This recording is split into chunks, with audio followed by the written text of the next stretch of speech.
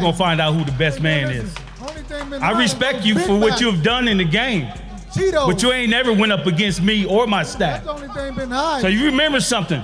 Tell me what I got. We've been here before. So you trying to get there. No. All right. Situation, you know, and he just don't feel, or his lawyers don't feel that he's going to get a fair hearing. You can't tell me shit. Sit back and watch this. Sit back and watch this. I promise you something. I promise you something. Just in, BoMac and Conor Benn's trainer nearly come to blows in a press conference. The tension is clear. Eubank Jr.'s camp is focused and confident, while Conor Benn's team tries to downplay the chaos. The stage is set for an intense rematch. And the neck, but he didn't know what he'd actually done at the time, which no one did. So, yeah, I mean, it's all blown over stuff now, and we're just looking forward to getting the. Eubank Jr.'s coach promises Chris will destroy Conor Benn and makes it clear nothing in their training will change. Confidence is sky high, and Conor Benn is under pressure as Eubank Jr.'s camp prepares to dominate every aspect of the fight. You talk, I don't want to hear that. Shut up. Hey! Shut up. Shut up. Wait, what? Tony Sims believes the hype will draw even more attention to the fight and insists Conor Benn will win. The confidence is clear, but Eubank Jr.'s camp remains composed and determined, ready to make history and prove dominance once again in the ring. So I think he'll get a lot more people wanting to tune into that fight, and obviously we're going to win the next fight, and but yeah, looking forward to it. Looking forward to getting Conor Benn ready to fight, and it's going to be historic. BoMac insists this fight will be easier and emphasizes that a win is crucial. The confidence in Eubank Jr.'s ability to dominate is evident, while Conor Benn faces immense pressure to prove himself against a fighter determined to assert control and make history. And once you spot that adjustment, it completely changes the way that you view the rematch. Yes, he got the victory, but I figured it could be a little bit more of easier fight this time. BoMac openly dismisses Conor Benn, calling him trash and insisting he no longer poses a real threat. Eubank Jr.'s camp is brimming with confidence and ready to prove dominance. The psychological warfare is strong as Benn faces a fighter fully convinced of his superiority and poised to make a statement. Trash, he trash. He used to be good, but now he trash. You heard it first. Y'all put it out there. He trash. You trash. You straight trash, dog. Eubank Jr. is taking Conor Benn seriously this time and vows to end him in the ring. There is no more talk of percentages or past mistakes. The focus is entirely on preparation and asserting complete control over Benn as the fight approaches. Yeah, we're not doing the percentages anymore. That was for the first time around before Conor got caught cheating. Now it's about, preparing to get this kid out of boxing. We're not taking him lightly anymore. Tony Bellew points out the fight has captured massive public interest and is being touted as one of the biggest in the country. Eubank Jr.'s presence and dominance make this a must-watch event as fans eagerly anticipate a clash that could define careers. It's just wrong, but I think this fight's just gone took another toll. It's absolutely grabbed the public interest now to another level, isn't it? This is quite simply the biggest fight this country's ever seen. Conor Benn is mentally preparing himself and visualizing every moment of the fight. He wants to prove himself and is fully focused on training. Despite the hype and Eubank Jr.'s confidence, Benn is determined to rise to the challenge and make a statement in the ring. I live for this. I've had the fight over 100 times in my head. For me, it's just focusing on the training, removing myself from my comfort zones, my familiarities, my family, and, fully dialing in. I'm not going to allow myself to Chris and go back and forth, and, all that PR's done. I'm excited to get in there and put my hands on him Saturday night. Irrelevant of all the... Johnny Nelson highlights the chaos surrounding Conor Benn and Eubank Jr. as the news kept changing, and nobody seems certain of the facts. The situation shows how unpredictable and tense the atmosphere is around this fight. Eubank Jr.'s camp is calm and focused, while Conor Benn has to deal with constant scrutiny and pressure. This backdrop of confusion only makes the upcoming bout more compelling as fans watch to see who can handle both the mental and physical challenges in the ring. Eubank Jr. looks prepared to capitalize on any uncertainty and assert his dominance in the rematch. It don't matter what drugs you take. It doesn't make you a better fighter. It might make you stronger, might make you fit. It doesn't make you a better fighter, and that's proof. You know, so until more news comes out. Duke McKenzie points out that Conor Benn overestimated himself by claiming he would knock out Eubank Jr.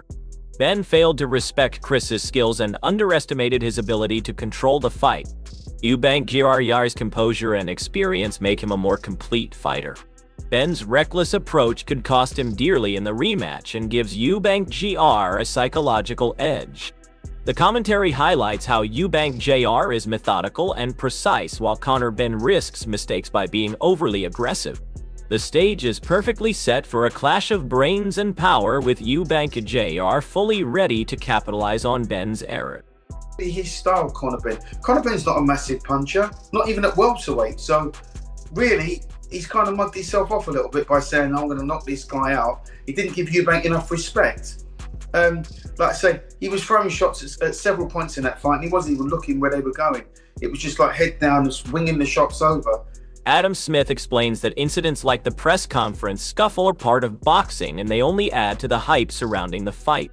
Eubank Jr.'s camp uses this tension as motivation while Conor Benn has to manage the fallout and maintain focus. The chaos around the event makes the fight even more anticipated. Fans are captivated by both the physical showdown and the psychological battles unfolding before the bell. Eubank Jr. appears unshaken and ready to turn the drama into an advantage while Benn must prove he can stay composed under pressure. This fight promises intensity both inside and outside the ring. You're twice as big for the casual fans. Do we condone it? I mean, in boxing terms, should that happen at a head-to-head? Of course not, but these things do happen. This is the fight business, and it's just made it even bigger, and we wait to see what happens next. Tony Jeffries explains that this fight is high stakes with reputations on the line and careers potentially at risk. Eubank Jr. has a major point to prove and is mentally prepared for a dangerous, intense rematch. Conor Benn faces immense pressure to maintain credibility and show he belongs at this level. The fight is more than physical. It is psychological, with each fighter's legacy hanging in the balance. Eubank Jr.'s confidence and focus contrast with Benn's need to redeem himself, making the rematch tense and unpredictable. Fans can feel the intensity and the personal stakes driving both fighters. This would sell out any stadium in the UK. I was going to say in the world there, but probably not in America because that many people wouldn't fly over. It would sell out a lot. But the fight location still hasn't been announced yet, but I do know that it's going to be on September 20th. Now, Barry Jones points out that this rematch will be grueling and potentially harmful for Conor Benn if he cannot gain early control. Eubank Jr. remains the favorite due to his power, skill, and mental strength. The fight is expected to be long and punishing, but Eubank Jr. is prepared to dominate the rounds and capitalize on Benn's weaknesses. Conor Benn will need flawless execution to challenge Chris and avoid being outclassed. The commentary emphasizes Eubank Jr.'s superiority and readiness to reclaim dominance while Benn faces a tough uphill battle to prove himself in this high-stakes encounter. And so this fight can only harm him.